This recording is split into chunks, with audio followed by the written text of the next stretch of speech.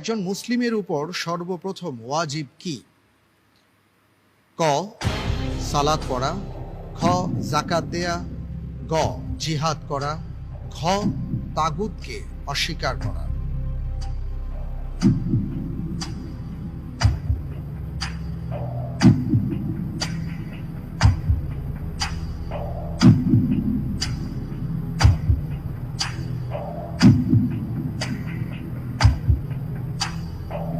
Chance 50-50 chance চাচ্ছেন? জি 50-50 chance দেয়া হোক।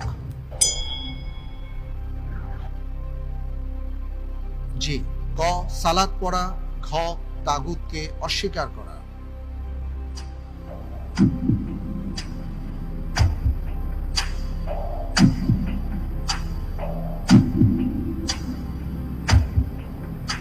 আমি উত্তরে যে বেছে নিচ্ছি ঘ তাগুতকে অস্বীকার করা।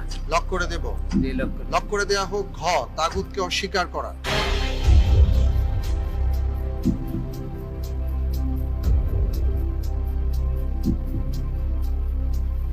আপনি কি এটা অনুমানের উপর দিলেন নাকি না কোনো চিন্তা করে দিয়েছেন? চিন্তা করে দিয়েছি। চিন্তা করে দিয়েছেন। আপনি বলছেন যে একজন মুসলিমের উপর সর্বপ্রথম ওয়াজিব হচ্ছে তাগুতকে অস্বীকার করা। জি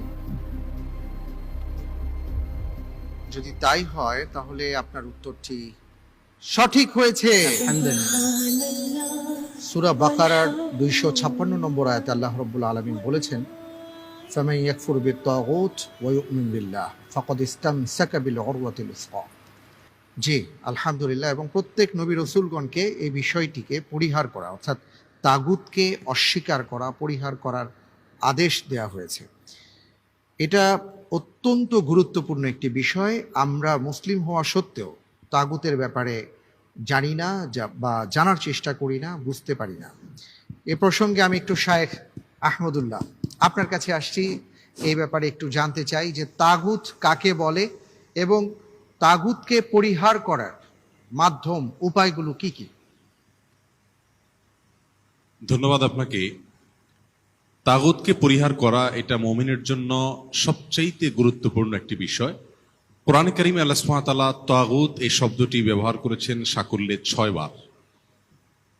এত গুরুত্বপূর্ণ একটি বিষয়, দুঃখজনক হলেও সত্য, আমাদের দেশের বেশিরভাগ মুসলিম ভাই বোনরা আমরা জানি না তাগুত বিষয়টা আসলে কি এবং তাগুতকে পরিহার করার যে নির্দেশ আল্লাহ সুবহানাহু ওয়া তাআলা করেছেন এবং সবচেয়ে গুরুত্বপূর্ণ নির্দেশ একেবারে ঈমানের মৌলিক পয়েন্ট, সেটি আমরা কিভাবে